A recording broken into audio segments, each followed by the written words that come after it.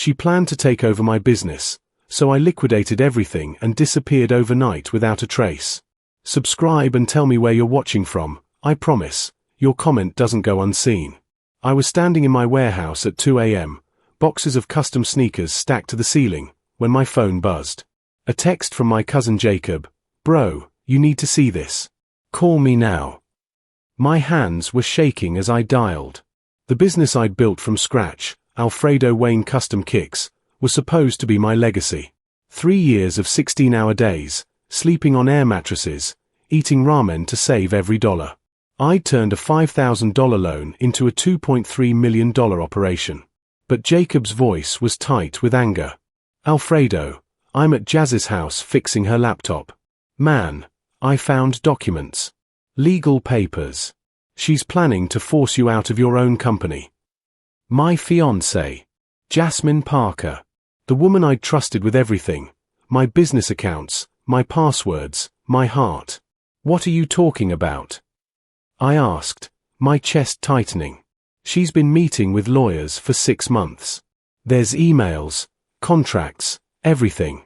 She's using that 30% partnership you gave her. She's got investors lined up, claiming you're financially unstable. Alfredo, she's gonna take everything." The floor felt like it was tilting. I'd given Jazzy that partnership last year as an engagement gift. She said she wanted to be part of my dream. I remembered her exact words, "Baby, we're building this together." Now I understood. She wasn't building with me. She was building over me. I met Jasmine 3 years ago at a networking event in Atlanta.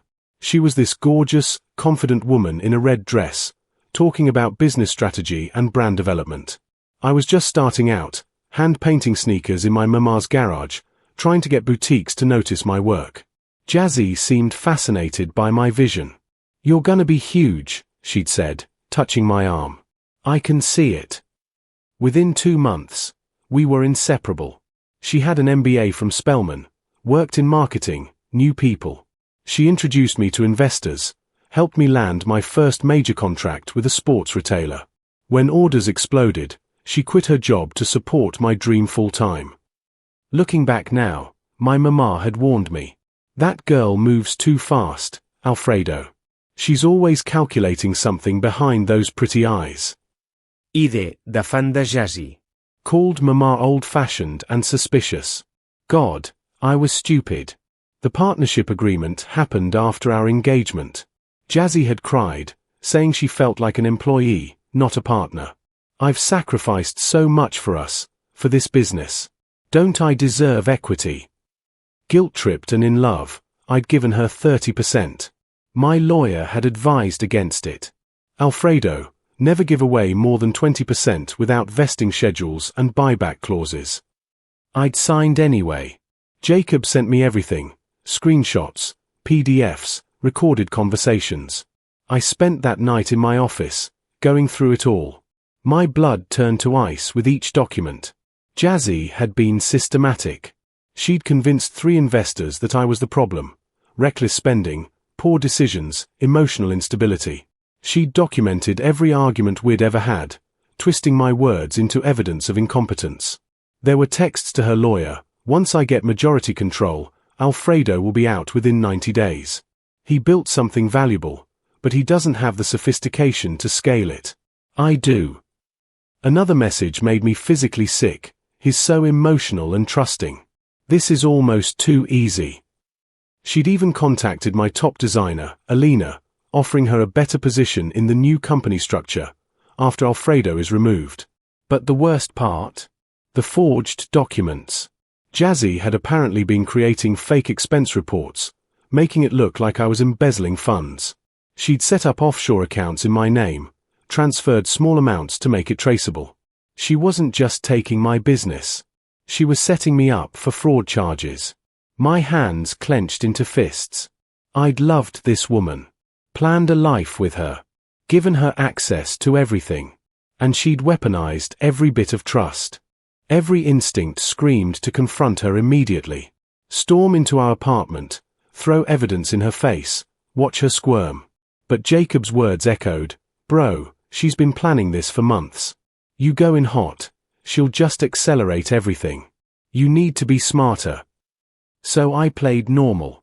When I got home at 5 a.m., Jazzy was asleep in our bed, looking peaceful and innocent.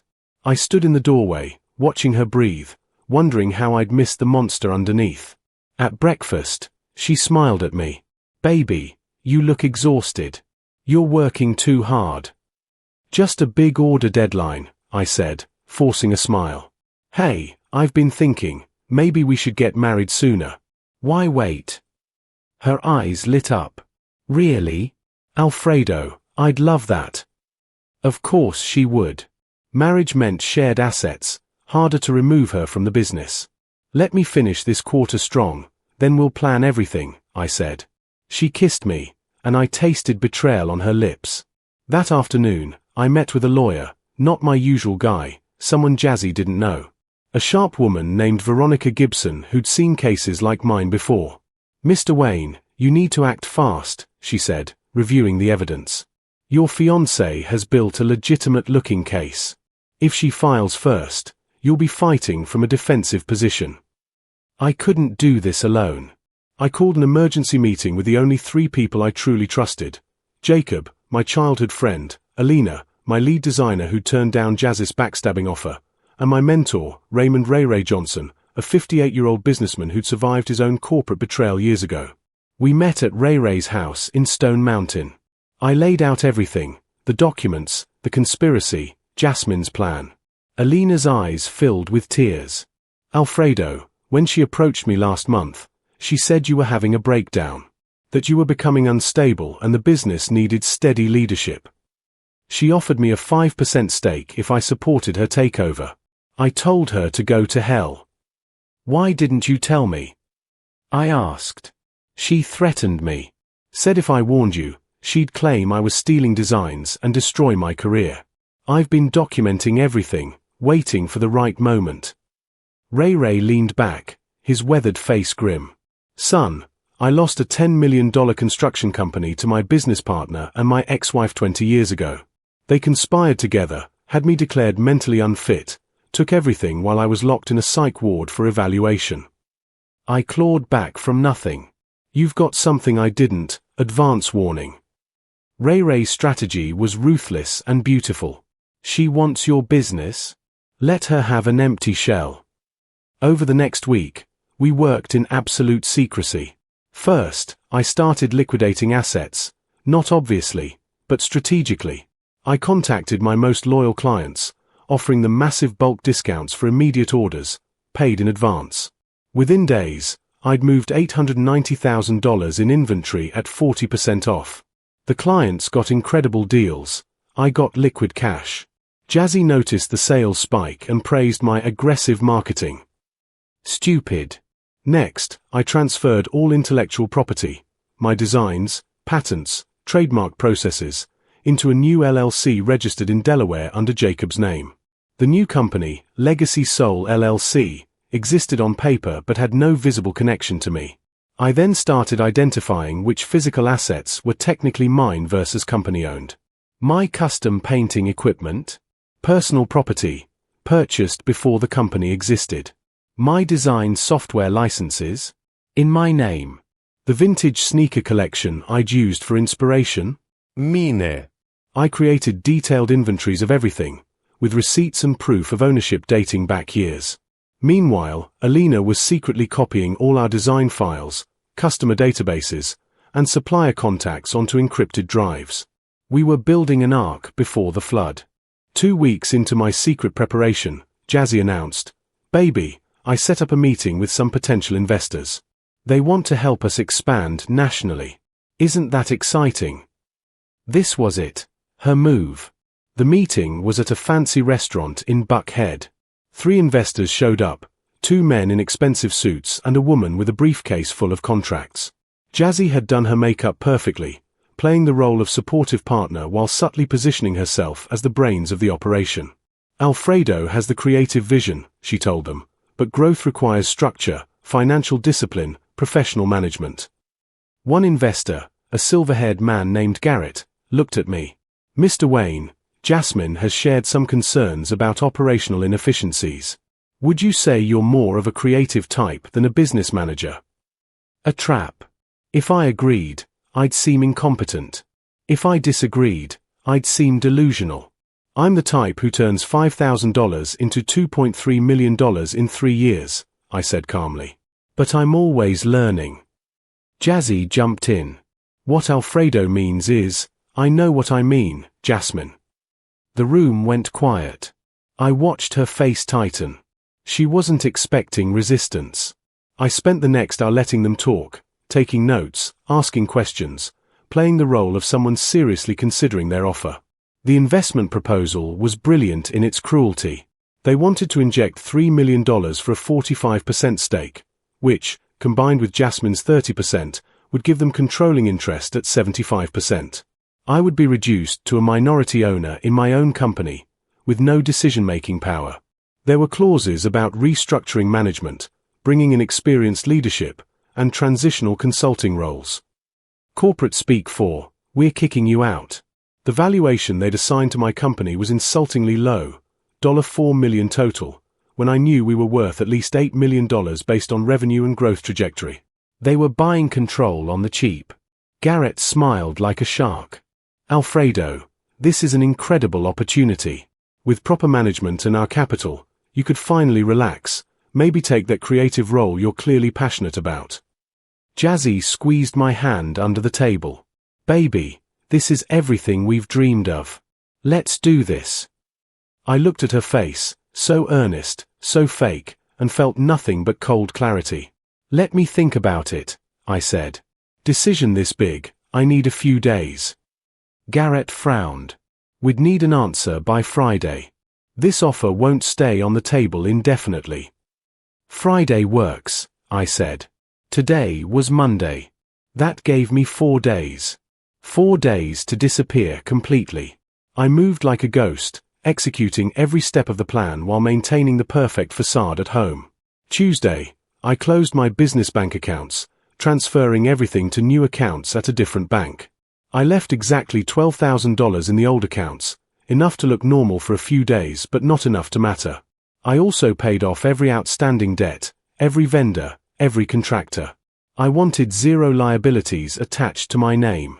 Wednesday, a moving company I'd hired came to the warehouse at 3 a.m. We loaded everything I personally owned, equipment, inventory, supplies, into 3 trucks. By dawn, the warehouse looked sparse but not empty. Jazzy wouldn't notice anything wrong immediately. Thursday, I met with all my employees individually. Most knew something was wrong. I gave them each a bonus check and honest references. Things are changing, I told them. I can't explain yet, but thank you for everything. Alina cried when I handed her a $15,000 check. Alfredo, you didn't have to, you stayed loyal when it would have been easier to switch sides. That's worth everything. That night, I packed a single suitcase at home while Jazzy was at the gym. Important documents, clothes, a few photos, not of her, of my family. Jazzy came home energized. Baby, I've been thinking about the wedding. What if we did something small this month? Just close friends, then a big reception later. She was rushing the timeline. Probably wanted legal protection before the investors officially took control. Sounds perfect, I lied, holding her close. You've always known what's best for us. I really have, she said, and I heard the smugness in her voice. Alfredo, I need you to know, everything I've done has been for us. You'll understand soon. The audacity. She was already rehearsing her justification speech, the one where she'd explain how betraying me was actually an act of love. We had sex that night. She initiated it, and I went through the motions, feeling disgusted with myself. But I needed her unsuspicious for 18 more hours. Afterward, she fell asleep curled against my chest. I lay there awake, watching the ceiling fan spin, counting down the hours until Friday. My phone buzzed with a text from Jacob, everything's ready. Ray's got your back. You sure about this? I typed back. She crossed a line. No merci. That's my brother, he replied. See you on the other side. I woke up at 5 a.m. and went through my normal routine one last time. Coffee, shower, kissing Jazzy goodbye while she was half asleep. Big day, she murmured. Meeting with the investors at 4 p.m. Don't be late. I won't, I promised. At 9 a.m., I met with Veronica Gibson and signed the final documents. We'd filed a lawsuit against Jasmine Parker for fraud, breach of fiduciary duty, and conspiracy.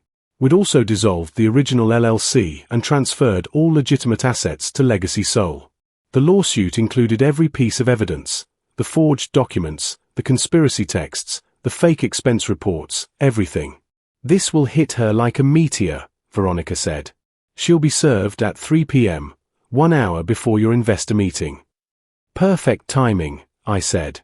At noon, I executed the final step. I'd hired a forensic accountant to audit the company books. He'd found exactly what Jazzy had hidden, $127,000 in fraudulent transfers, fake vendor payments to shell companies she controlled, doctored receipts. I filed a report with the police for embezzlement. By 2 p.m., I was at the airport with Jacob and Ray. My phone was off. My apartment was empty. I'd moved out everything that mattered during the week. The warehouse lease was terminated. The business address was now a P.O. box. I didn't witness Jazzy's meltdown, but Jacob's girlfriend Tamara, who Jazzy never suspected, recorded everything. Jazzy arrived at the restaurant at 3:45 p.m., ready for her victory. The process server approached her in the parking lot. Jasmine Parker, you've been served. She read the lawsuit in her car. Tamara said you could hear her screaming from 50 feet away. By 4 p.m., when the investors arrived, Jazzy was hysterical, calling my phone over and over. It went straight to voicemail. She tried explaining to Garrett and the others, but they'd already received their own copies of the evidence. Ms. Parker, Garrett said coldly, we were investing in Alfredo Wayne's brand and reputation. Not yours. Not whatever this mess is. Our offer is withdrawn. She drove to our apartment and found it empty except for her belongings. I'd left her clothes, her furniture, her laptop, and a single note on the kitchen counter. You wanted the business? Here's what's left. Good luck explaining the fraud charges. The police showed up that evening with questions about the embezzlement. Her lawyer called my lawyer, threatening lawsuits. Veronica laughed. Tell Ms. Parker she's welcome to sue. Discovery will be fascinating. I'm writing this from my new studio in Charlotte, North Carolina. Legacy Soul officially launched 3 months ago, and we're already doing $400,000 in monthly revenue. Turns out, when you're not supporting a parasite, profits soar. My loyal customers followed me. Alina is now co-owner and creative director. Jacob handles operations. We're building something real this time, with legal protections and clear ownership structures. Jazzy, last I heard, she's facing criminal charges for fraud and embezzlement. The investors sued her for misrepresentation. She lost her apartment, her car, her reputation. She tried calling me once from a new number. I answered because I wanted her to hear my voice when I said, "You taught me that trust is earned and loyalty is everything. Thank you for that lesson. Now lose this number." She texted days later, "I loved you. I was trying to help." I didn't respond. Some lies don't deserve acknowledgement. My mama called last week. "Baby, I'm proud of you. You didn't let her destroy you." She tried, I said. But I built something she never understood, a foundation she couldn't steal. If you can't stand manipulators like Jasmine who betray the people who trust them most, hit that subscribe button. Only snakes and backstabbers won't. Drop "everyone deserves loyalty" in the comments if you believe people who scheme and steal should face consequences. If you've ever been betrayed by someone you loved, this story's for you. Like this video if you think Alfredo did the right thing.